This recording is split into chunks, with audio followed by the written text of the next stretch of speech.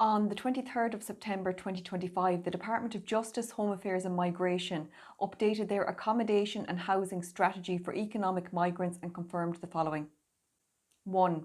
Under designated accommodation centres, they have confirmed that the Irish Government have established more than 320 designated accommodation centres spread throughout the country, providing free accommodation, free meals, free laundry services, free healthcare, free education and integration supports, and free utilities to economic migrants, noting that equivalent supports and services are not provided to Irish citizens in emergency accommodation.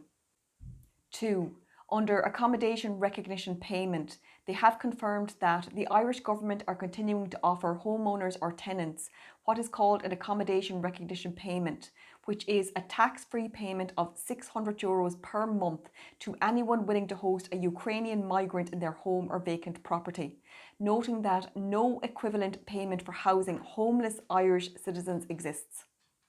And 3. Under rapid build housing, which is the area that I wanted to focus on, they have confirmed that the Irish Government have agreed to build high quality rapid build homes for 2,000 Ukrainians across 11 sites, with 144 homes in Tipperary, 28 in Cavan, 64 in Cork, 22 in Sligo, 28 in Mayo, 42 in Laois, 64 in Offaly, 66 in Cork, 120 in Dublin and 64 in Galway. Now, according to these figures, the Irish Government intend to build approximately 612 homes for Ukrainians at a cost to you and I of around €300 million. And just for completeness, but you probably know this already, none of these homes require planning permission, as the Irish Government created numerous laws from 2022 onwards that stipulate that developments carried out by or on behalf of state authorities intended to house international protection applicants, whom anyone with any sense knows are simply economic migrants, do not need planning permission, nor do they need to engage in public consultation, nor in the usual local authorities' approvals process. As I stated earlier, this updated accommodation strategy was released on the 23rd of September 2025, but something else happened on that same day. A husband and wife in their late 70s appeared before Roscommon District Court over a breach of planning laws. So the couple in question, Michelle and Malcolm Farrell, have 2 acres of land in Roscommon, and the husband, who is 78, has diabetes and a heart condition, used €8,000 that he won on Winning Streak back in 2017 to buy a shipping container for himself and his wife to live in because they couldn't afford a house. Since putting the container on their own land, they've been hounded by both neighbours, with the closest neighbour being a half a mile away, and Roscommon County Council to remove the container, and they ended up in court last week to answer an enforcement notice that Roscommon County Council served on them in August 2022, which, it should be noted, is right around the time that Ireland was being flooded with hundreds of thousands of economic migrants from across the world.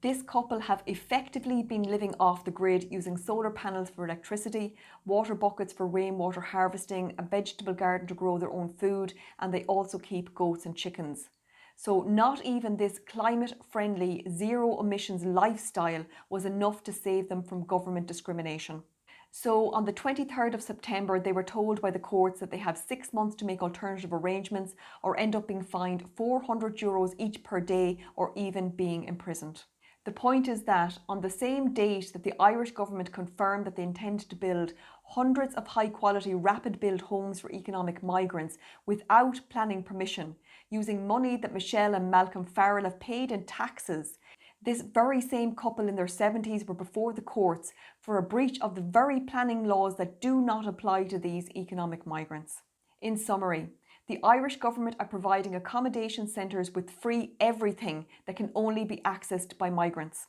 They are also making available a tax-free payment of €600 per month to anyone willing to house migrants, Ukrainians specifically. And now they have committed to build homes for 2,000 migrants at a cost of €300 million that bypass all normal planning laws simply because they are home for migrants, while at the very same time they are happy to allow tax-paying Irish citizens in their 70s to be thrown out of their homes with nowhere to go. To conclude,